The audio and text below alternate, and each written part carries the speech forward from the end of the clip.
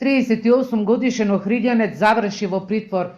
Тој се товари за измама на 6 мина штипјани и 3 виничани, со што од нив собрал речиси 60.000 евра.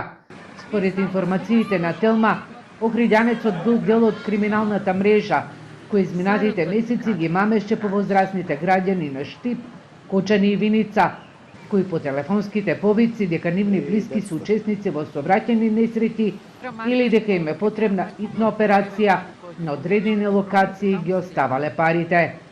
Пошто откако контактирале со своите синови, ќерки, снаи и внуци, сваќале дека се измамени и случаите ги пријавуваа во полиција. Од Министерството за внатрешни работи денеска информираа дека расчистени се 9 сторени кривични дела, измама за лажни сообраќајни незгоди. На ден 4.2.2026 од страна на полициски службеници од Одделението за криминалистичка полиција при СВР Штип во координација со Одделот за криминалистичка полиција преземени се оперативно-тактички мерки за расчистување на претходно сторени кривични дела, измама во врска со лажни сообраќајни незгоди, при што лишен од слобода е ПС 38 години од Охрид. По извршениот службен разговор, ПС појаснил за начинот, местото и времето на извршување на 9 кривични дела, од кои 6 во Штип и 3 во Виница.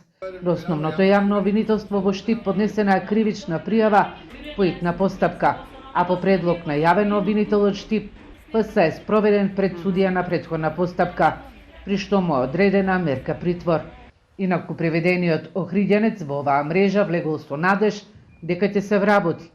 Тој се јавил на оглас за вработување, пошто од другата страна на слушалката добил понуда да оди низ градовите и за одредена сума на пари да ги зема парите, а потоа пратките ги носел на други локации.